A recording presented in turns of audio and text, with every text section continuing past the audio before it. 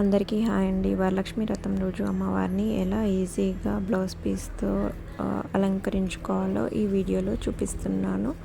నేనైతే ఇలా 2 blouse pieces తీసుకున్నాను. ఫస్ట్ ఒక బ్లౌజ్ పీస్ని ఇలా చిన్న చిన్న ప్లీట్స్ పెట్టుకోవాలి. ఇలా ప్లీట్స్ పెట్టుకున్న తర్వాత అటువైపు ఇటువైపు క్లిప్ పెట్టి సెట్ చేసుకోవాలి. ఇంకొక బ్లౌజ్ పీస్ తీసుకొని ఆ బ్లౌజ్ పీస్ కూడా ఇలాగే చిన్న చిన్న ప్లీట్స్ పెట్టుకొని సెట్ చేసుకొని పిన్స్ పెట్టేసుకోవాలి. ఇప్పుడు నెక్స్ట్ నేనైతే బ్యాక్ డ్రాప్ని ఇలా సెట్ చేసుకున్నాను. సెట్ చేసుకున్న తర్వాత టేబుల్ మీద ఇలా ఇత్తడి బిందెని ప్లేస్ చేసుకున్నాను. దాని మీద ఇంకొక చెంబుని ప్లేస్ చేశాను. ఫస్ట్ ఒక బ్లౌజ్ పీస్, దాని తర్వాత ఇంకొక బ్లౌజ్ పీస్ని వీడియోలో చూపిస్తున్న విధంగా సెట్ చేసుకొని అటువైపు ఇటువైపు చివరిగా ప్లీట్ ఉంటుంది కదా, దానికి పిన్ చేసుకోవాలి. సో ఇలా ప్లీట్స్ మూవ్ అవ్వకుండా నేనైతే ఒక చైన్ని వడ్డానం లాగా యూస్ చేశాను. తర్వాత నీట్గా ప్లీట్స్ని సెట్ చేసుకోవాలి. సెట్ చేసుకున్న తర్వాత అమ్మవారి ఫేస్ని సెట్ చేసుకోవాలి. ఇప్పుడు నగలతో అమ్మవారిని అలంకరించుకోవాలి. మన నగలు అమ్మవారికి వేయాలనుకుంటే వాటిని మంచిగా పసుపు నీళ్ళల్లో కడిగి అమ్మవారికి అలంకరించుకోవాలి. అలాగే పూలమాలలతో అలంకరించుకోవాలి. పైన స్టిక్ కనిపిస్తుంది కదా, అక్కడైతే నేను బ్యాంగిల్స్ వేశాను.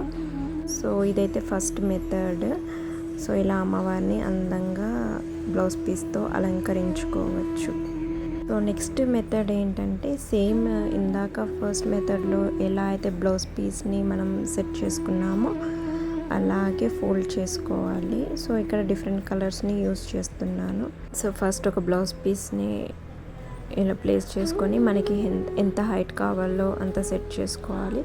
సెట్ చేసుకున్న తర్వాత క్లిప్స్ని రిమూవ్ చేసేసి నీట్గా స్ప్రెడ్ చేసుకోవాలి కుర్చీలని. ఇలా సెట్ చేసుకున్న తర్వాత ఆ ప్లీట్స్ అటు ఇటు మూవ్ అవ్వకుండా ఇంకొక చిన్న ఇత్తడి చెంబుని ప్లేస్ చేస్తున్నాను. దానికి ఇలా స్టిక్ని టై చేసుకున్నాను.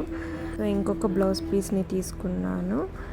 సో నేనైతే ఫస్ట్ ఎంత హైట్ కావాలో అంత హైట్ని చెక్ చేసుకొని వీడియోలో చూపిస్తున్న విధంగా అయితే వేసుకోవాలి. వేసుకున్న తర్వాత సో ఇలా సెట్ చేసుకున్న తర్వాత అటువైపు ఇటువైపు లాస్ట్ ప్లీట్ ఉంటుంది కదా, ఇలా వీడియోలో చూపిస్తున్న విధంగా ప్లీట్స్ని తీసుకొని ఆ రెండిటికి ఒక పిన్ పెట్టుకోవాలి. అటు ఇటు మూవ్ అవ్వకుండా కొంచెం టైట్గా ఉంటుంది.